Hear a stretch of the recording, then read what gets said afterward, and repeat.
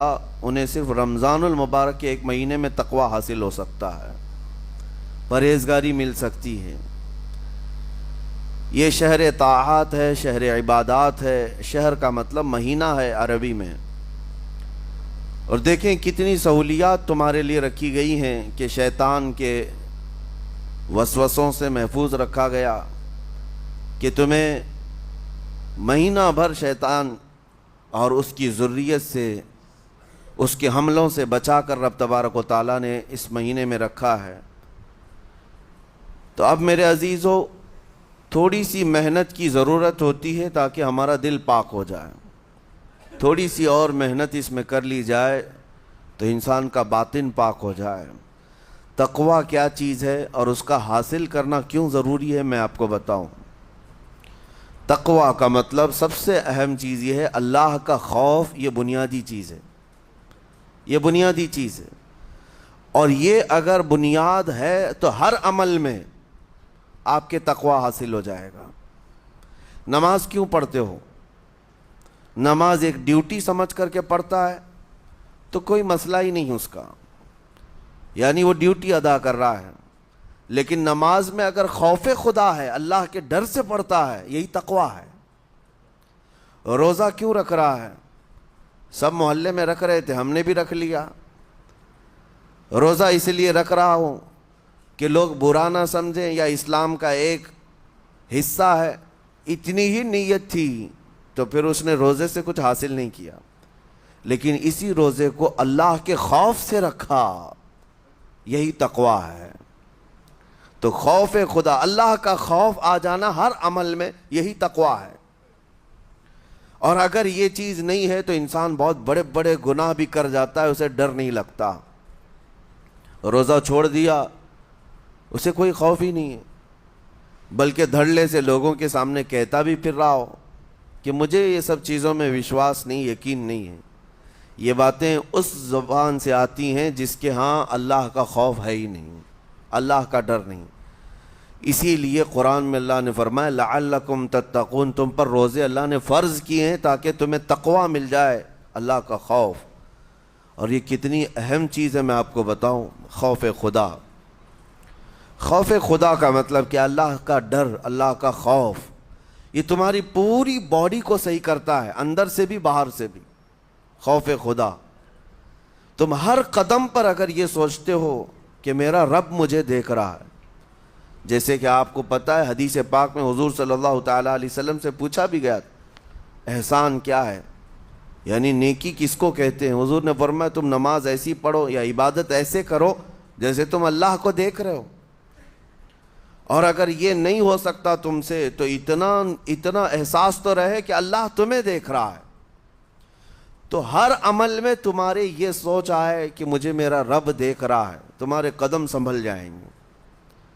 آج آپ مسجد میں بیٹھے ہیں، ادب سے بیٹھے ہیں، حالانکہ ایک آدھے گھنٹے کے بعد جسم کو پھیلنے کی حاجت ہونے لگتی ہے، تھوڑا پیر پھیلا لوں، پیٹھ کو ٹیک دے دوں، نہیں کرتے آپ، اس لیے کہ آپ کو احساس ہے کہ امام صاحب دیکھ رہے ہیں، مفتی صاحب دیکھ رہے ہیں، یا پھر مجمع میں لوگ دیکھ رہے ہیں۔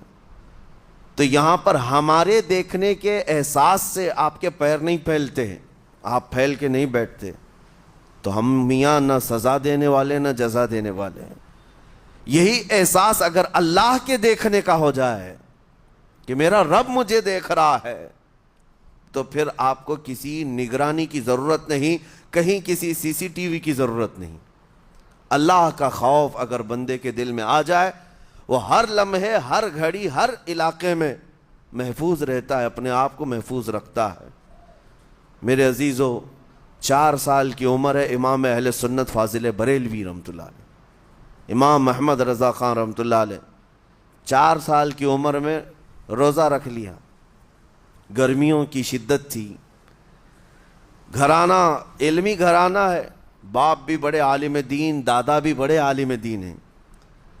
4 سال کی عمر میں روزہ تو رکھ لیا، اور جب تھوڑی دوپہر ڈھل گئی، اچھوں کی حالت دھوپ کے دنوں میں خراب ہونے لگتی ہے، تو شام ہونے کو قریب تھی کہ ایک کمرے کے اندر دادا محترم نے پوتے کو بند کر دیا اور کچھ پھل فروٹ ساری چیزیں اندر رکھ کر کے دروازہ باہر سے بند کر لیا.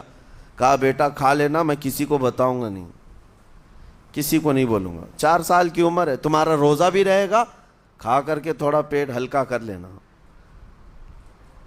تو یہ دروازہ بند کر کے دادا محترم چلے گئے. کافی دیر کے بعد دروازہ کھلا تو وہ پھل فروٹ ویسے کے ویسے ہیں, بچہ ویسے ہی بیٹھا ہوا ہے. امام احمد رضا رحمۃ اللہ تعالی علیہ, 4 سال کی عمر کی بات کر رہا ہوں. دادا نے آ کر پوچھا بیٹا کھائے نہیں, دروازہ بند کر لیا تھا. تو 4 سال کی عمر میں مولانا امام احمد رضا کہنے لگے کھا تو لیتا لیکن ہر گھڑی میرا مولا تو دیکھ رہا ہے, جس کے لیے روزہ رکھا وہ تو دیکھ رہا ہے. یہ ہے تقویٰ, یہ ہے خوف خدا, کہ اگر یہ کسی کے دل میں بیٹھ جائے, اسے لوگوں کو دکھانے کی یا لوگوں کے اسے دیکھنے کی کوئی ضرورت ہی نہیں. میرے عزیزو, تقویٰ حاصل کرنے کا یہ اتنا بہترین راستہ ہے, اتنا بہترین راستہ ہے. آپ روزہ ہیں, کس کو پتہ ہے؟ میں روزہ ہوں, کس کو پتہ ہے؟ یہ راز ہے میرے اور اللہ کے درمیان. آپ روزہ ہیں, یہ راز ہے آپ کے اور اللہ کے درمیان. بہت سارے موقع آپ کے پاس ہیں دن بھر میں, فجر سے لے کر عصر تک. کئی مرتبہ وضو میں جانا پڑتا ہے, باضابطہ آپ کلی کر رہے ہیں, آدھا نگل جاتے, کس کو خبر ہے؟ یا کہیں چھپ کر کے کوئی ہلکی سی چیز چبا لیتے, کس کو خبر ہے؟ اس لیے کہ یہ اندرونی معاملہ ہے, راز ہے. آپ کھا رہے ہیں پی رہے ہیں یا نہیں کھا رہے ہیں نہیں پی رہے ہیں, یہ کوئی دوسرا نہیں کہہ سکتا. آپ کے اور آپ کے اللہ کے درمیان یہ راز ہے. اور آپ بچے ہوئے ہیں, حلق سوکھا ہے شام کے وقت میں, اور پیٹ بھی پیٹ سے لگنے آ جاتی ہے. کام کرنے والے جانتے ہیں کہ شام ہوتے ہی روزے کا اثر کس قدر ظاہر ہوتا ہے. کام کرنے والوں کو زیادہ اثر پڑتا ہے, اے سی میں سونے والوں کو روزہ کہاں پتہ چلتا ہے. لیکن اس وقت بھی وہ نہ پانی کا ایک قطرہ حلق میں ڈالنا چاہتا ہے, نہ کوئی چیز چھپ کر کے چبانا چاہتا ہے. مجھے بتاؤ میرے عزیزو, کیوں اپنے آپ پر یہ تکلیف اور اپنے آپ پر یہ زیادتی کر رہے ہو؟ آپ کو اندازہ ہوتا ہے یہ میں زیادتی نہیں کر رہا, نہ ہی اپنے آپ کو تکلیف میں ڈال رہا ہوں. یہ میرے رب کی رضا ہے, میں اسی پر قائم ہوں. اسی لیے فرمایا گیا کہ جب افطاری کا دسترخوان بچھتا ہے اور پہلے ہی آ کر کے لوگ بیٹھتے ہیں, اور یہ سنت بھی ہے, ایسے نہیں کہ بھاگتے بھاگتے آپ آئے, وقت ہوا کھجور لیے اور کھا گئے. افطاری کے وقت سے تھوڑی دیر پہلے بیٹھ جاؤ. تمہارے دسترخوان پر نعمتیں رکھی ہوئی ہیں, پھل بھی ہیں, میوہ جات بھی ہیں, کچھ کھانے پینے کی چیزیں بھی ہیں, ٹھنڈا شربت بھی ہے. دیکھتے ہوئے بیٹھے ہیں آپ, لیکن ہاتھ نہیں لگاتے ہیں. انتظار ہے وقت کا کہ ادھر سورج کے غروب ہونا ہے اور میری افطار ہونی ہے. اعلان سنتے ہیں, اذان سنتے ہیں, اس کے بعد آپ اٹھاتے ہیں, لیکن اتنی دیر تک آپ خاموش بیٹھے ہیں دسترخوان کے پاس, سارے لوگ دیکھتے رہتے. یہ وہ منظر ہے جس کو فرمایا گیا رب ذوالجلال بھی اپنے بندوں کو دیکھ رہا ہے, رب تبارک و تعالیٰ بھی دیکھ رہا ہے اپنے بندوں کو. اور سارے فرشتوں کو بلا کر میرا مولا اعلان فرماتا ہے, یہ میرے بندے ہیں, دیکھو یہ شام کا وقت ہے, ان کے حلق سوکھ چکے ہیں, ان کے پیٹ میں بھوک کی شدت ہے, اور ان کے سامنے اچھی نعمتیں پڑی ہوئی ہیں. اے فرشتوں دیکھو, میرے ان بندوں میں سے کوئی بھی ان نعمتوں کو ہاتھ نہیں لگاتا, یہ صرف اور صرف میرے لیے بھوکے اور پیاسے ہیں. اور فرشتوں سے اللہ فرماتا ہے تم گواہ ہو جاؤ, ان کی حلق تر ہونے سے پہلے ان کے لیے میں نے جنت لکھ دیا. اسی لیے حدیث پاک میں ہے, جب افطار کرتے میرے آقا صلی اللہ علیہ وسلم یوں ارشاد فرماتے, ذهب الظمأ وابتلت العروق وثبت الاجر انشاءاللہ. پیاس بجھ گئی, رگیں ٹھنڈی ہو گئی, اور اجر اللہ کے ہاں پکا ہو گیا. یہ حضور پاک ہر افطار میں عرض کرتے تھے. میں آپ کو یہ عرض کر رہا ہوں کہ یہ چھپی ہوئی چیز, اسی کا نام تقویٰ ہے.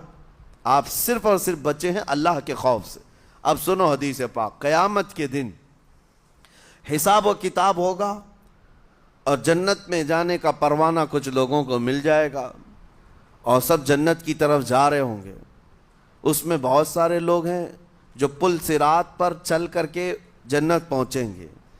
اب جب کافی لوگ جنت کے دروازے پر پہنچیں گے، ایک جماعت ایسی ہوگی جو پورے راستے میں کہیں نظر نہیں آئی، جنت جانے کے راستے میں کہیں نظر نہیں آئی، لیکن جنت کے دروازے پر وہ پہلے سے موجود تھے، چلے تھے نہیں چلے تھے کسی نے دیکھا ہی نہیں۔ دوسرے جنتی ان سے پوچھتے ہیں اس جماعت سے کہ تم یہاں کیسے پہنچے اور یہ انعام کس بات کا ہے تمہارے لیے؟ تو وہ جنتی کہتے ہیں ہمیں روزے داروں کی جماعت میں رکھا گیا، ہمارے روزے اللہ کو پسند آئے، اور آج رب تبارک و تعالیٰ کا حکم ہوا کہ ساری دنیا سے چھپ کر تم میرے لیے روزہ رکھتے تھے، دنیا کو پتا نہیں تھا تم بھوکے ہو پیاسے ہو، اور اے بندو آج سارے لوگوں کی نظروں سے چھپا کر میں تمہیں جنت پہنچاؤں گا۔ وہ ایک جماعت ایسی ہے جو راستے بھر چلتی ہوئی نظر تو نہیں آئی لیکن جنت میں پہنچ گئی، وہ روزے داروں کی ہے۔ آج یہ تقوی حاصل کرنے کا سب سے بہترین راستہ، اور تقوی کیوں ضروری ہے؟ اب آپ کے روزے سے کچھ حاصل ہوا نہیں ہوا آپ کو دیکھنا بھی ہے، یہ نہیں کہ کیلنڈر کی طرح گنتے جاؤ، 1 ہو گیا، 2 ہو گئے، 3 ہو گئے، ہوتے جائیں گے، یہ دن تو چلتے رہتے ہیں، گنتے گنتے 20 بھی ہو جائیں گے، 25 بھی ہو جائیں گے، 30 بھی ہو جائیں گے۔ روزے گننے کا حکم نہیں، اپنے آپ کو سرچ کرو پھر تھوڑی سی ورزش کرنے کے بعد بندہ ویٹ تول کر کے دیکھتا ہے کم ہوا گھٹا ہے کہ بڑا، ہر دن دیکھتا رہتا ہے۔ ہاں، ورزش کرنے کے بعد پھر ناپ کر کے دیکھتا ہے میرے جسم کا وزن کتنا گھٹا کتنا بڑا۔ ویٹ گین کرنے والے ویٹ لاس کرنے والے دونوں بھی برابر چیک کرتے رہتے ہیں۔ روزہ رکھنے کے بعد تمہیں خود کو بھی چیک کرنا چاہیے کہ میرے اندر اب تبدیلی آئی یا نہیں آئی۔ ایک روزہ رکھا اور پھر رات کو تراویح میں کھڑا ہوا، میرے اندر بدلاؤ کتنا ہے؟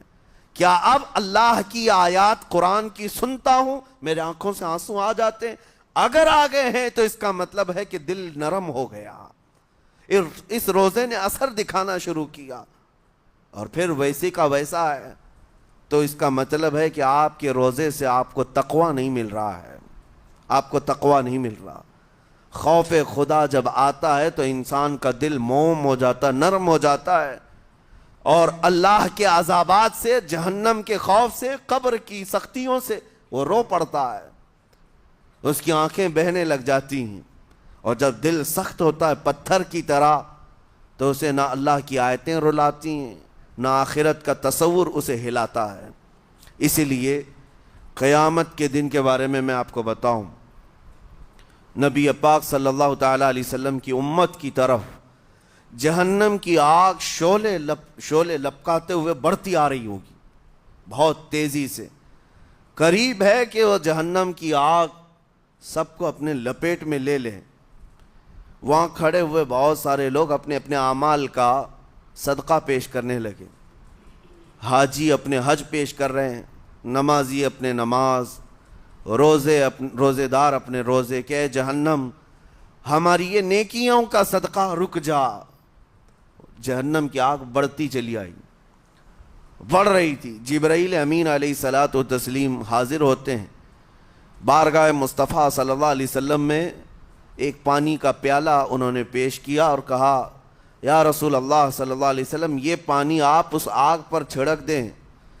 نبی پاک صلی اللہ تعالیٰ علیہ وسلم نے وہ پانی اس آگ کی طرف پھینکا تو آگ دور چلی گئی، جو جہنم کی آگ اچانک بجھ گئی، کافی دور چلی گئی جو امت کی طرف لپک رہی تھی۔ رسول رحمت صلی اللہ تعالیٰ علیہ وسلم نے پوچھا جبرائیل سے یہ اتنا اثردار پانی ہے کون سا؟ یہ جبرائیل امین عرض کرتے ہیں یا رسول اللہ یہ آپ کے ان امتیوں کے آنسوؤں کا پانی ہے جو رات کھڑے ہو کر اپنے رب کے خوف سے رویا کرتے تھے، وہ اللہ کے خوف سے تھر تھراتے تھے، ڈر کر کے ان کے آنکھوں سے جو آنسو آتے۔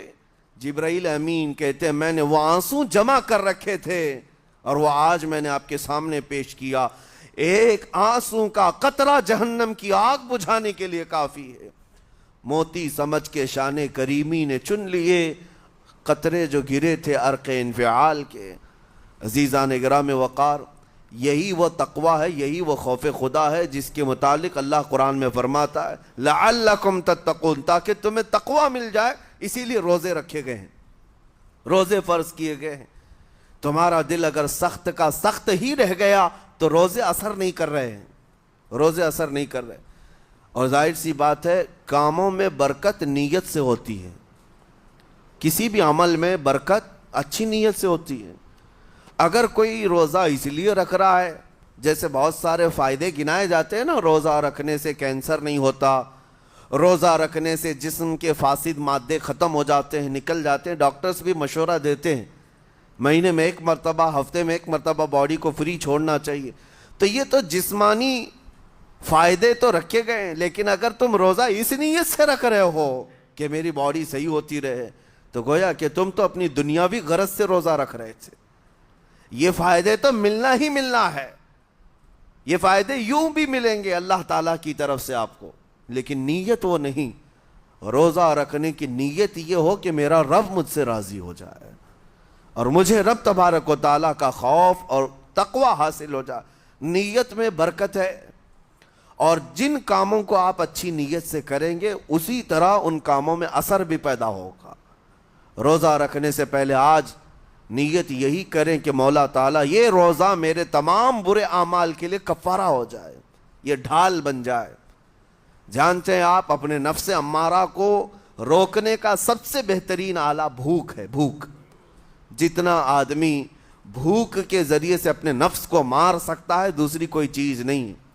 آپ دیکھیں اس رمضان المبارک میں بہت ساری حلال چیزیں آپ کو حرام کر دی گئی ہیں، یعنی سحری سے لے کر افطاری تک۔ میں یہ نہیں کہہ رہا کہ شراب پینا حرام ہے، نشہ کرنا حرام ہے، وہ تو پوری زندگی بھر حرام ہے، لیکن آپ کو چاول روٹی تو حلال ہے نا، سبزے سیب پھل فروٹ تو حلال ہے، لیکن یہ حلال چیزیں بھی اللہ نے آپ پر حرام رکھی ہیں، روزے کے عالم میں نہیں کھا سکتے۔ سحری سے لے کر افطار تک یہ حلال لقمے، پانی تو حلال ہے، پاک ہے، لیکن آپ کے لیے روزے کے عالم میں حرام ہے۔ اسی طرح شادی شدہ مرد اپنی عورت کے ساتھ زندگی بھر کبھی بھی جمع کر سکتا ہے، رات میں سو سکتا ہے، لیکن حالت روزہ میں وہ حلال کام بھی حرام ہے، حلال کام بھی حرام ہے۔ اپنی عورت سے جمع کرنا حالت روزہ میں کیوں روکا گیا؟ کھانا پینا بھی حلال تھا، عورتوں کے ساتھ شباشی بھی حلال تھی، لیکن روزے کے عالم میں ان حلال چیزوں کو روکا گیا۔ تو آپ سوچ سکتے ہیں اس چیز کو، سوچ سکتے؟ وجہ یہ ہے کہ حلال چیزوں سے آپ کو روک کر بڑے حرام چیزوں سے بچانا مقصود ہے۔ آج اگر اپنے آپ میں اتنا کنٹرول کر لے جاؤ کہ چند حلال چیزوں سے دن بھر بچ سکتے ہو، انشاءاللہ رمضان کے بعد بڑی حرام چیزوں سے بھی اللہ آپ کو محفوظ رکھے گا۔ میرے عزیزو، برا ہے ان لوگوں کا جن کو میرے آقا صلی اللہ تعالیٰ علیہ وسلم نے دعائے ہلاکت فرمائی۔ اس سے بدنصیب کوئی ہو سکتا ہے؟ جن کے لیے رسول رحمت صلی اللہ تعالیٰ علیہ وسلم کی دعائے ہلاکت ہوئی ہو۔ حضور صلی اللہ تعالیٰ علیہ وسلم ایک دن مسجد نبوی شریف میں تشریف لے جا رہے تھے، منبر پر آپ نے قدم رکھا، آمین کہا، پھر دوسرے زینے پر قدم رکھا، آمین کہا، تیسرے زینے پر قدم رکھا، آمین کہا۔ خطبہ مکمل کیا، صحابہ نے پوچھا یا رسول اللہ صلی اللہ علیہ وسلم ہر زینے پر آپ قدم رکھتے ہوئے آمین کس لیے کہہ رہے تھے؟ سنو، رسول پاک صلی اللہ علیہ وسلم ارشاد فرماتے ہیں کہ میں جب پہلے زینے پر قدم رکھا تو سید الملائکہ جبرائیل امین آئے اور دعا کرنے لگے۔ کیا دعا کیا؟ یوں کہا، یا رسول اللہ صلی اللہ علیہ وسلم وہ شخص ہلاک و برباد ہو جائے جو آپ کا نام سنے اور پھر اس کے بعد درود نہ بھیجے۔ حضور فرماتے میں نے آمین کہا۔ حضور کا نام سنتے ہی آپ کی زبانوں پر درود آ جانا چاہیے۔ اللہم صلی علی سیدنا محمد وآلہ وصحبہ وبارک وسلم۔ میرے آقا فرماتے ہیں دوسرے زینے پر قدم رکھا تو جبرائیل امین نے یوں کہا یا رسول اللہ صلی اللہ علیہ وسلم وہ شخص ہلاک و برباد ہو جائے جو زندگی میں اپنے ماں اور باپ میں سے کسی ایک کے بڑھاپے کو پایا اور ان کی خدمت کر کے جنت نہیں حاصل کر سکا بلکہ ان کو ایسے ہی چھوڑے رکھا، ایسا شخص برباد ہو جائے۔ حضور فرماتے میں نے آمین کہا۔ پھر جبرائیل امین نے کہا تیسرے زینے پر قدم رکھتے ہی میرے آقا فرماتے ہیں جبرائیل نے یوں دعا کی کہ اے اللہ کے رسول وہ شخص ہلاک و برباد ہو جائے جو رمضان کا مہینہ پایا لیکن اس کا ادب نہیں کر سکا، اس کا احترام نہیں کر سکا۔ حضور فرماتے میں نے اس پر بھی آمین کہا۔ جس کی ہلاکت کے لیے جبرائیل امین دعا کر رہے ہوں اور اس دعا پر سید الانبیاء آمین کہہ رہے ہوں، ایسے شخص کی بربادی کا کیا انجام ہو سکتا ہے؟ وہ کتنا بد نصیب ہوگا۔ اسی لیے میرے عزیزوں مسلمانوں میں یہ رواج ہی نہیں ہونا چاہیے کہ اٹھ کر کے پوچھتے رہیں روزہ ہے کہ نہیں ہے، روزہ ہے کہ نہیں ہے۔ مسلمان ہے تو روزہ ہے، اور یہ کوئی آپشنلی عبادت نہیں ہے کہ 4 رکھ لیا 2 نہیں رکھا، آپشنلی نہیں، یہ فرض عین ہے۔ ایک روزے کو چھوڑنے کا گناہ فرمایا گیا 600 سال تک اسے دوزخ میں رکھا جائے گا، 600 سال تک۔ یہ معمولی چیز نہیں ہے، اور جن کے پچھلے روزے قضا ہو چکے ہیں معاف نہیں ہوں گے۔ تھپڑ مار لیں گال پہ، توبہ توبہ کر لیں، معاف نہیں ہوں گے۔ توبہ تو کرنے کے ساتھ ساتھ قضا بھی کرنا ہوگا۔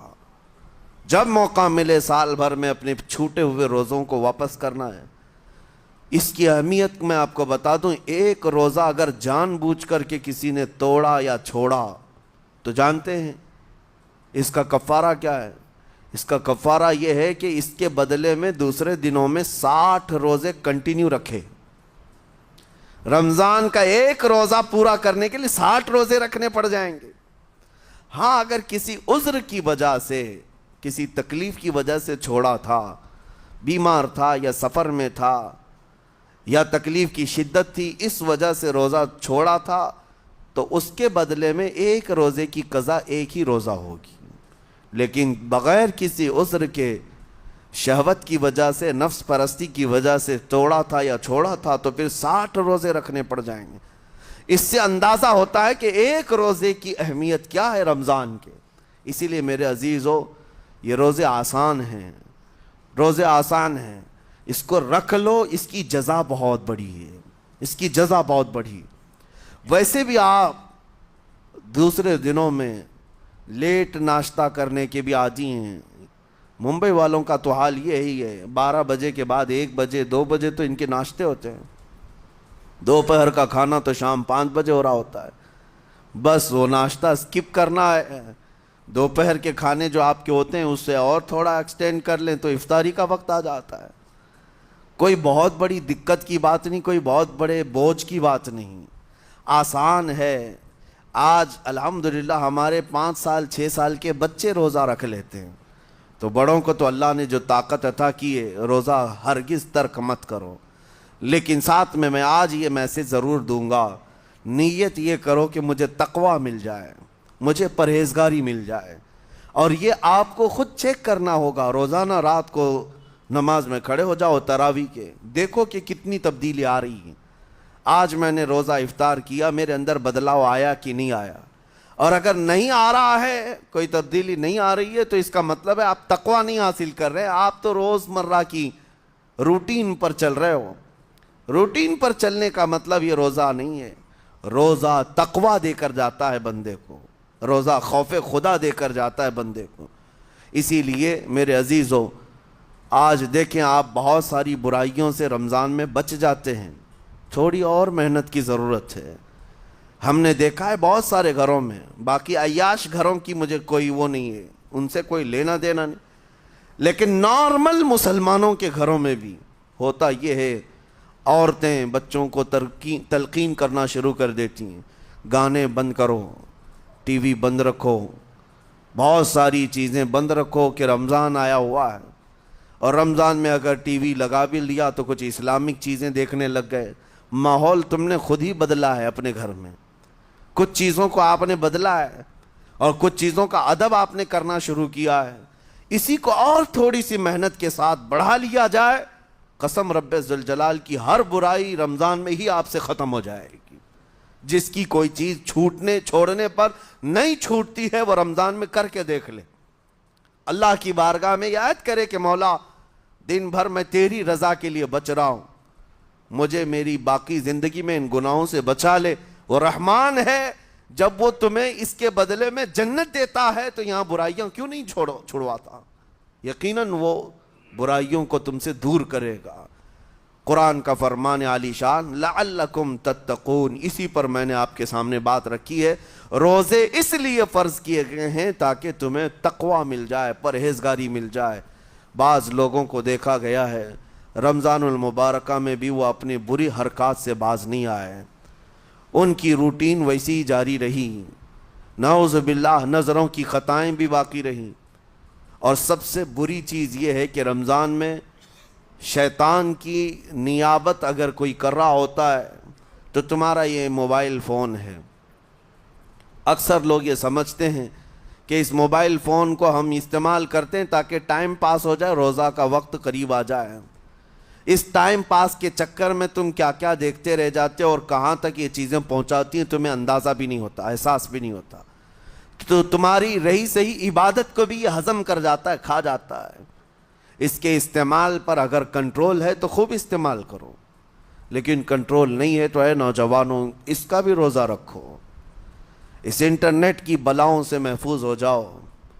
اس لیے کہ بہتوں کو میں نے دیکھا ہے ان کے دن بھر اور رات بھر رمضان میں سوشل نیٹ ورکس پر مصروفیت ویسی کی ویسی ہے جیسے دوسرے دنوں میں تھی۔ وہ رات بھر چیٹنگ میں بھی مصروف ہیں، ایک دوسرے کو ادھر ادھر بھیجنے میں بھی مصروف ہیں، ساری چیزیں جوں کی توں چل رہی ہیں۔ تو تمہارے موبائل نے تمہیں تقوی سے بہت دور رکھا ہے، تمہیں رب تعالیٰ کے قریب ہونے نہیں دیتا۔ اپنے آپ کو بدل لو۔ ظاہر سی بات ہے یہ سخت چیز ہے، اگر کوشش کرو گے تو بچ جاؤ گے، اور تقوی اتنی آسانی سے تو نہیں ملتا۔ اپنے آپ کو سٹرگل کرو، انشاءاللہ العزیز دل پاک ہو جائے گا، پھر آپ کو اپنی زندگی کے اندر جو اجالے نظر آئیں گے وہ خود آپ محسوس کریں گے، آپ محسوس کریں گے۔ گناہوں کے اندھیروں نے دل پر ایسی کالک رکھی ہے کہ آپ کو کچھ بھی یہاں پر سمجھ میں نہیں آتا، ورنہ نمازوں کا لطف ایسا ہے، قرآن کا مزہ ایسا ہے، جسے یہ لگ جائے دنیا کی کوئی نعمت اس کے سامنے ہیچ نظر آتی ہے، کوئی چیز اسے اچھی نہیں لگتی، لیکن کب؟ جب اسے تقوی کا اجالا حاصل ہو جائے۔ میرے عزیزو، اللہ کریم کی بارگاہ میں دعا گو ہوں، مولا قدیر و جبار ہم سب کو تقوی و پرہیزگاری عطا فرمائے، اور ہم سب کے روزوں سے اللہ تعالی ہمیں پرہیزگاری عطا فرمائے۔ ان روزوں کے انوار اور برکات اور رمضان کے احترام کی ہمیں توفیق عطا فرمائے۔